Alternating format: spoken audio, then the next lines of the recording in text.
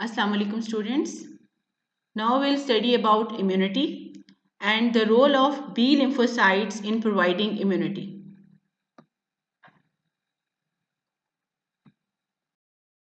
These are the learning objectives for this session. By the end of this lecture, the students should be able to describe what is immunity,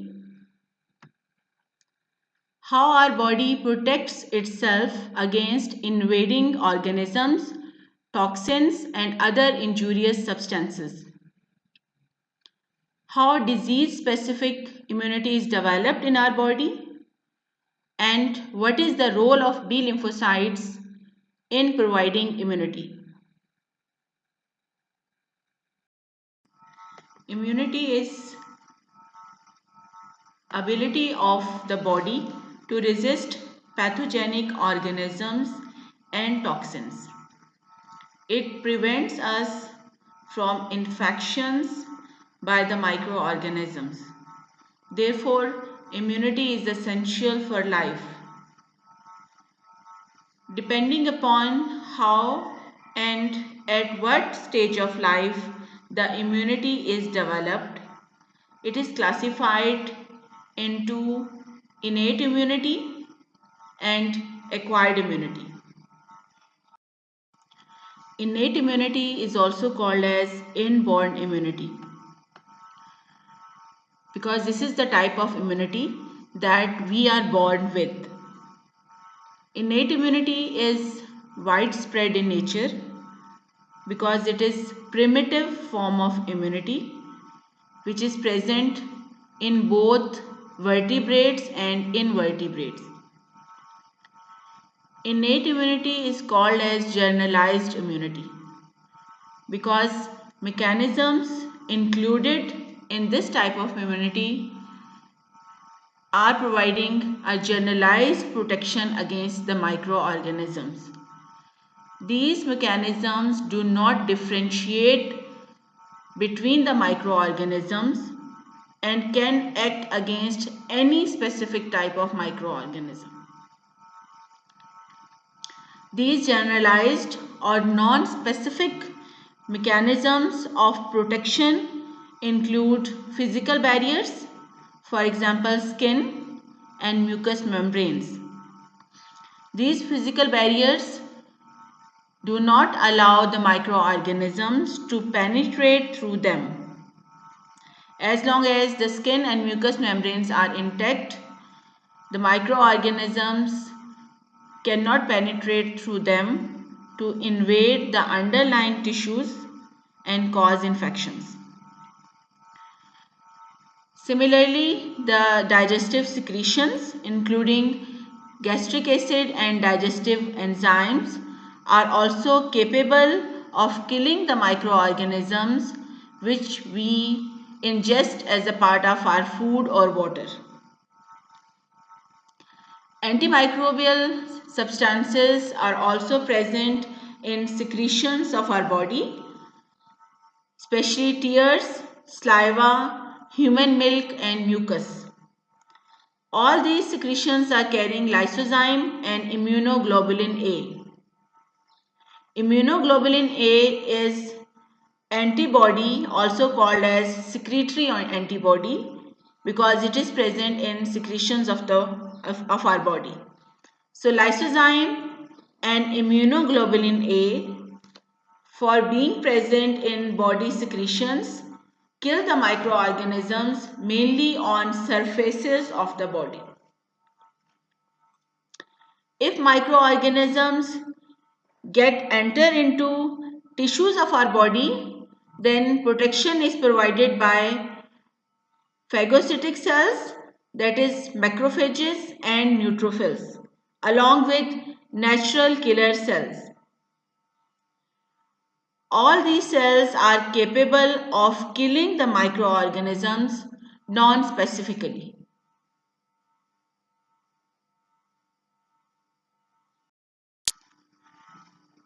The other type of immunity is called as acquired immunity or adaptive immunity. This is the major immunity which fights against the microorganisms that have entered in our body.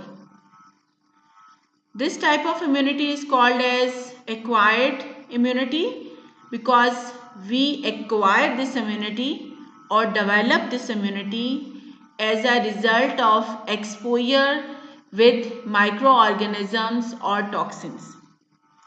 Therefore, this type of immunity is highly specific because it acts against the individual microorganism or toxin that we have exposed with. This type of immunity is mediated through lymphocytes, a type of white blood cells, which are also called as cells of acquired immunity. As we know, lymphocytes are of two types, B lymphocytes and T lymphocytes. The acquired immunity provided by B lymphocytes is called as humoral immunity or B cell mediated immunity. And this type of acquired immunity involves the production of antibodies against invading microorganisms, whereas the T cell or T lymphocytes mediated immunity is called as cell mediated immunity because this immunity involves the production of cytotoxic T cells which directly fight against the invading microorganisms. This is an overview of the production of B and T lymphocytes. Like any other blood cell, B and T lymphocytes are produced by hematopoietic stem cells, which are common precursors of all the different types of blood cells. In the formation of B lymphocytes, all stages of maturation of hematopoietic stem cells into the B lymphocytes are completed within the bone marrow. In this process, hematopoietic stem cells are first transformed into common lymphoid progenitor cell. And then this common lymphoid progenitor cell is transformed into the mature B lymphocyte by a process which is called as pre-processing or antigen independent processing. Now after the formation of a mature B lymphocyte, these cells leave the bone marrow and through blood circulation are carried to the lymphoid tissues where they get lodged. Lymphoid tissues include lymph nodes, tonsils, Peyer's patches and spleen. On the other hand, in the formation of T lymphocytes, the hematopoietic stem cells are first transformed into the common lymphoid progenitor cells. However, these cells cannot be converted into the mature T lymphocytes within the bone marrow. Therefore, the common lymphoid progenitor cells leave the bone marrow and are carried through the blood circulation to the thymus. And in the environment of thymus, pre-processing takes place which transforms these progenitor cells into the mature T lymphocytes. After the formation of T lymphocytes, these cells leave thymus and are lodged into the lymphoid tissues just like B lymphocytes. So these cells will stay there in dormant form till some antigen in the form of a microorganism enters the body and activates the respective B and T lymphocyte to produce immunity. Now we'll study how pre-processing takes place. Pre-processing of T lymphocytes takes place in thymus. Thymus is a gland situated in upper and anterior chest just behind the sternum. And because of their pre-processing in thymus, the T lymphocytes are called as T lymphocytes or thymocytes. B lymphocytes, on the other hand, are pre-processed in bone marrow and liver in case of human beings. However, they are named as B lymphocytes after bursa of Fabricius in birds, which was identified as the site of pre-processing of B lymphocytes for the first time. Pre-processing of B and T lymphocytes occurs before birth and during early few months after birth. So you can say that the pre-processing of B and T lymphocytes is completed within first few months after birth. This pre-processing involves a number of changes in which the pro-lymphocytes or the precursor cells of lymphocytes rapidly divide through mitosis. And at the same time, these dividing cells also develop reactivity against diverse antigens. The precursors of B and T lymphocytes are incapable to recognize antigens and to interact with them. However, during pre-processing, B and T lymphocytes develop cell surface molecules. These cell surface molecules are antigen specific and can identify and interact with antigens. In case of T lymphocytes, the cell surface molecules are receptors, whereas in case of B lymphocytes, these cell surface molecules through which the B lymphocytes can recognize a specific antigen are antibodies. So by means of these antigen specific cell surface receptors or cell surface antibodies, B and T lymphocytes can recognize specific antigens. As there are millions of antigens in the world, therefore, in pre-processing, millions of different types of B and T lymphocytes are formed. These different types of B and T lymphocytes are called as clone. Each clone of B and T lymphocytes is capable to interact with one specific antigen. These B and T lymphocytes, they are all similar. However, these are the cell surface receptors or cell surface antibodies that are different. And because of these different cell surface receptors or cell surface antibodies, different clones of these cells can bind with different antigens.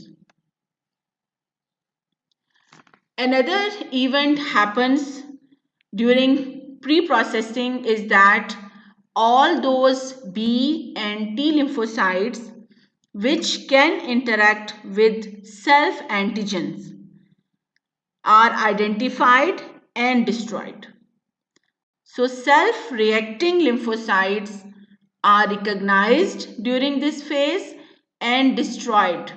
And this is very important because if self-reacting lymphocytes are not destroyed, they can cause autoimmune diseases later on.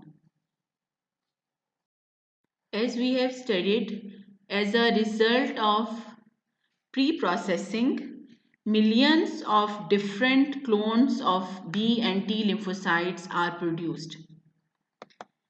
And each clone of B and T lymphocyte can interact with one specific antigen.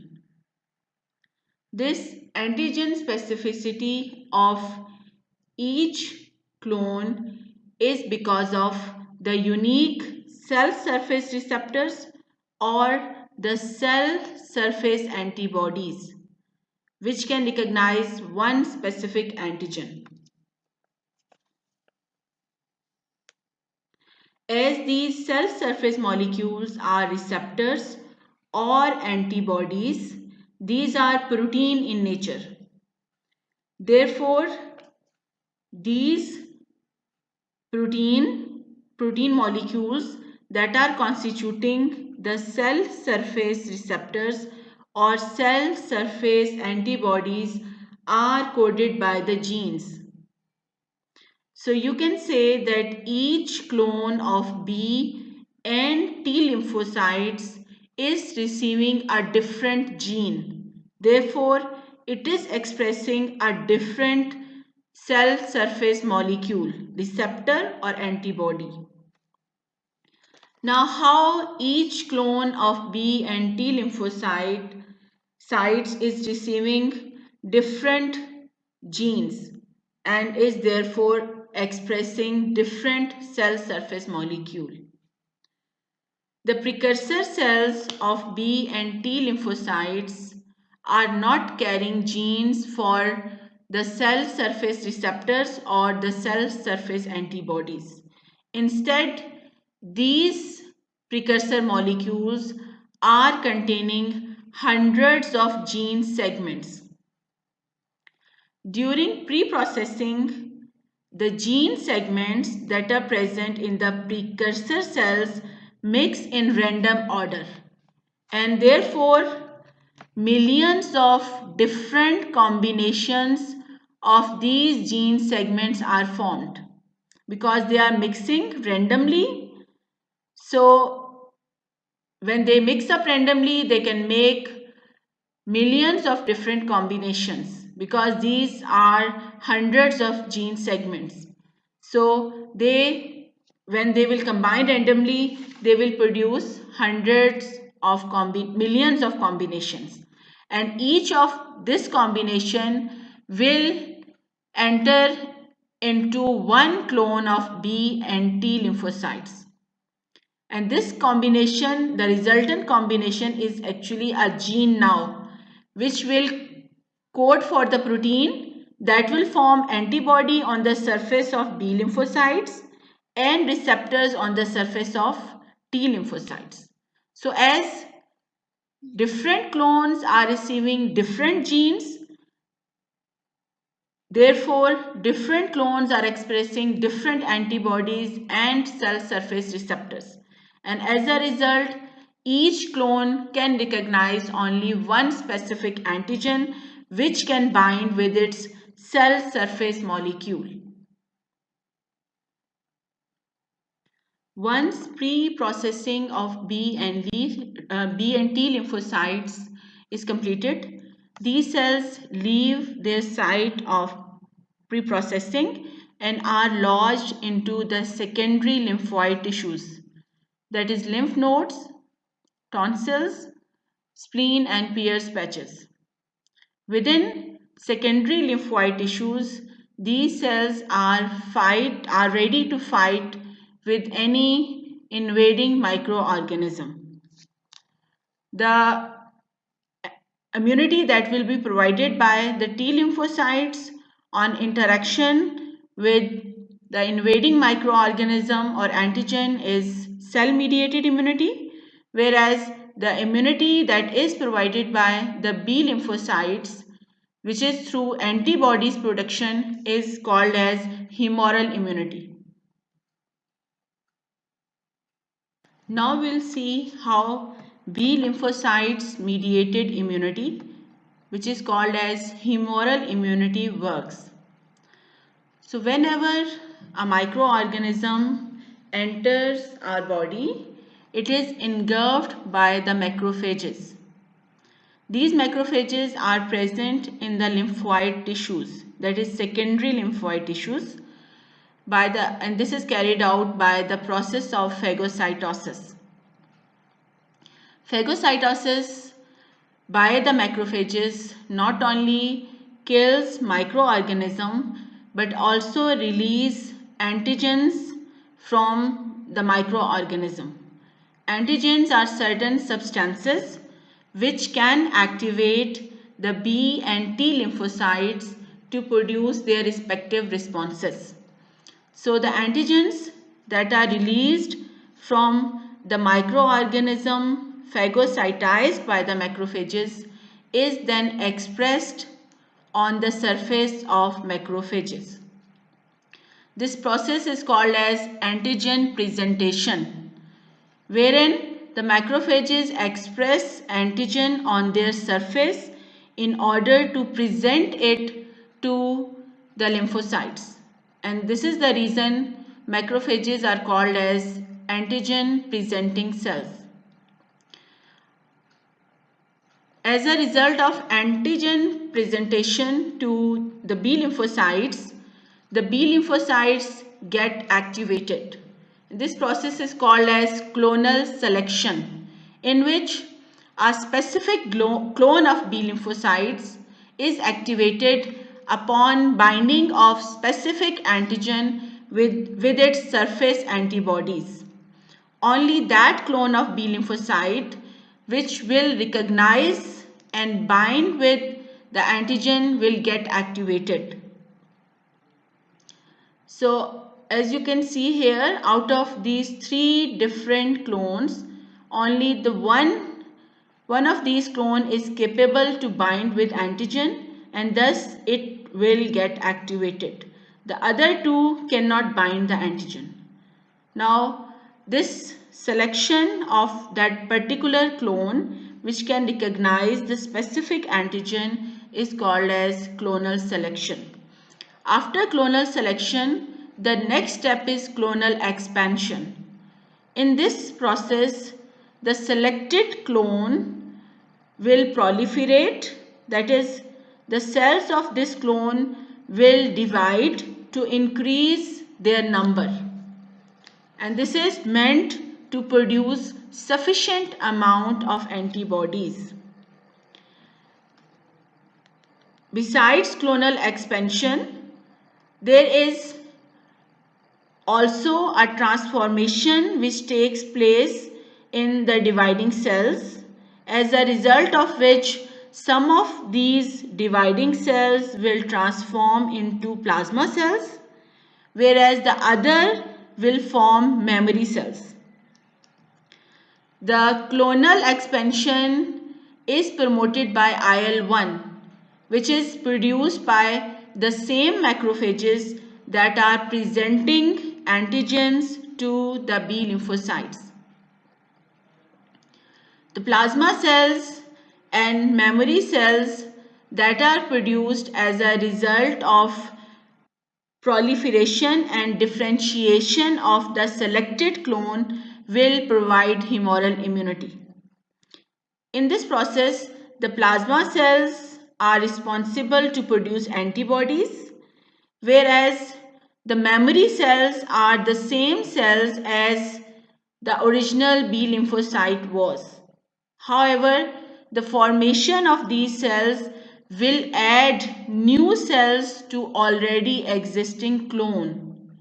As a result, the number of B lymphocytes in that particular clone will increase. So when the same microorganism will enter the body for the next time, a stronger immune response will be produced, because now the clone is bigger in size as a result of first interaction with the antigen. This is diagrammatic illustration of how B cell mediated immunity works. Whenever some microorganism or pathogen enters the body, it is engulfed by macrophages. Now these are the macrophages that are present within secondary lymphoid tissue. These macrophages will engulf the pathogen, will kill this pathogen and will release antigenic substances from body of the pathogen. These antigen molecules will then combine with another molecule present inside the macrophage. This molecule is called as class II major histocompatibility molecule. So a complex is formed between antigen of the invading microorganism and class II MSC molecule. And in the form of this complex, the antigen is then expressed on the surface of macrophage. This macrophage then comes in contact with the clones of B lymphocytes and will activate the B lymphocyte clone, which is having surface antibodies that can specifically recognize this antigen. This process is called as activation of B lymphocytes or clonal selection. After clonal selection, these B lymphocytes proliferate to increase their number, and their proliferation is stimulated by IL-1 produced by the same macrophages. After proliferation, the lymphoblasts that are now newly formed cells will differentiate into two types of cells. These cells are memory B cells and plasma cells. Memory B cells are same as the cells of original clone. So these cells will add to the original clone and will increase the number of B lymphocytes in that particular clone.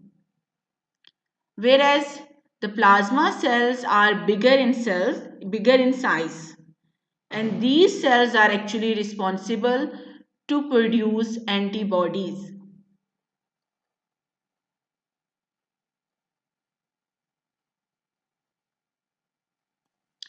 The next step of humoral immunity is release of antibodies. Once plasma cells are formed, they start actively secreting the antibodies. And in this process, up to 2000 antibody molecules are secreted by each plasma cell per second. And these plasma cells keep on increasing, keep on secreting antibodies for several days to weeks. These antibodies will fight with the pathogens and will destroy the pathogens. When a specific antigen enters the body for the first time, because already present B lymphocytes in a specific clone are few in number. Therefore, for the first time, the number of antibodies, which is also called as antibody titer, it is low. That is, less number of antibodies are produced when the pathogen or some antigen enters the body for the first time. However, as a result of this first interaction, because memory B cells are formed which add to the existing cells of clone. Therefore, that particular clone gets expanded or its number of cells is increased. So as a result, when same antigen or pathogen enters the body for the second time, there is a bigger and longer response. because now there are too many B lymphocytes. So a large number of plasma cells will be produced that will keep on producing antibodies for a much longer period of time than the first response.